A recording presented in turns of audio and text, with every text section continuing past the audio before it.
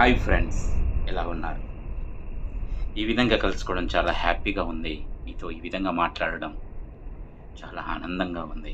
ఎందుకంటే గెలుస్తానన్న విశ్వాసం మిమ్మల్ని గెలిపిస్తుంది కాబట్టి. విజయం అంటే ఎన్నో అద్భుతమైన, సానుకూలమైన విషయాలన్నమాట కదా! విజయం అంటే సొంత ఆస్తి, అందమైన ఒక ఇల్లు, సెలవులు, ప్రయాణాలు, కొత్త విషయాలు, ఆర్థిక భద్రత, పిల్లలకి వీలైనన్ని సదుపాయాలు అమర్చగలగటం. విజయం అంటే ప్రశంసని సంపాదించుకోవటం, న్యాయకత్వాన్ని చేజిక్కించుకోవటం, మీ వృత్తిలోనూ, సామాజిక జీవితంలోనూ అందరూ మిమ్మల్ని గౌరవించటం. విజయం అంటే స్వేచ్ఛ, ఆందోళనల నుంచి, భయాల నుంచి, నిరాశ నిస్పృహల నుంచి, ఓటమి నుంచి స్వేచ్ఛ. విజయం అంటే ఆత్మాభిమానం, జీవితం నుంచి నిరంతరం మరింత నిజమైన సంతోషాన్ని, సంతృప్తిని పొందుతూ ఉండటం, మీ మీద ఆధారపడి ఉన్నవాళ్ళ కోసం మరింత శ్రమ పడగలగటం. విజయం అంటే గెలవటం. విజయం దేనైనా సాధించటం, అదే జీవిత లక్ష్యం. కానీ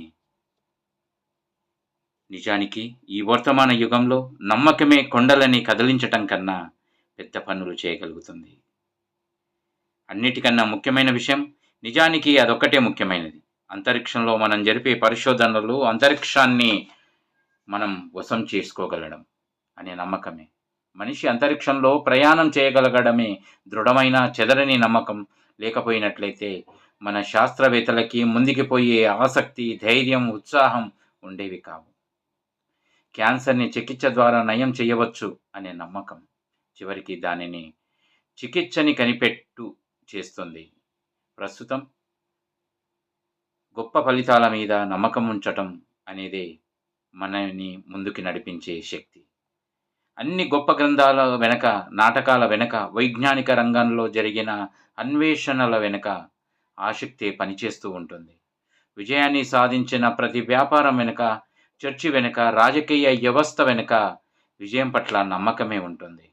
విజయం సాధించే వ్యక్తులకి కావలసిన ఒకే ఒక అతి ముఖ్యమైన ప్రాథమిక గుణం విజయం సాధిస్తామన్న నమ్మకం. ఆ నమ్మకమే ముందుకు నడిపిస్తుంది. నమ్మండి మిత్రులారా, విజయాన్ని సాధించగలమని నిజంగా నమ్మండి, అది మీకు దక్కుతుంది. అపనమ్మకం అనేది వ్యతిరేకతతో కూడుకున్న ఒక శక్తి.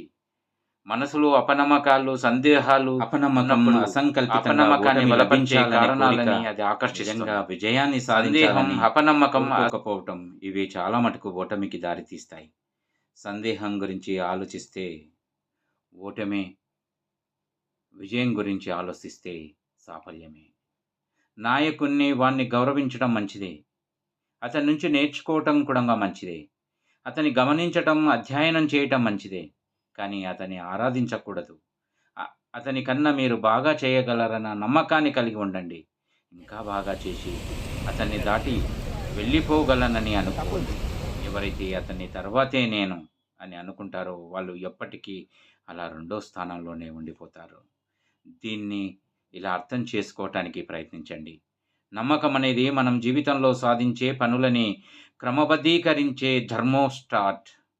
సామాన్య స్థాయిలో పనిచేస్తూ గుర్తింపు లేకుండా ఉన్న ఒక వ్యక్తిని జాగ్రత్తగా అధ్యయనం చేయండి.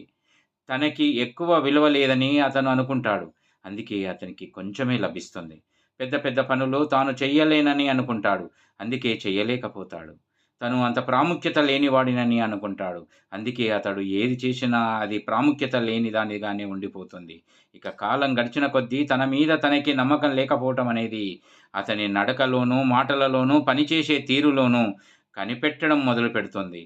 తన థర్మోస్టాట్ని కొంచెం ముందుకి జరపకపోయినట్లయితే అతను కుంచుకుపోతూ ఇంకా చిన్నగా తన దృష్టిలోనే చాలా చిన్నవాడుగా అయిపోతాడు. ఇక మనలో మనం ఏది చూసుకుంటామో ఇతరులు అదే చూడటం వల్ల తన చుట్టూ ఉండే వాళ్ళ దృష్టిలో కూడా అతను మరీ చిన్న మనిషిలాగా పట్టే ఏ వ్యక్తి అయినా రూపొందుతాడు. గొప్ప నమ్మకాలని సొంతం చేసుకోండి. మీ థర్మోస్టాట్ని ముందుకు జరుపుకోండి.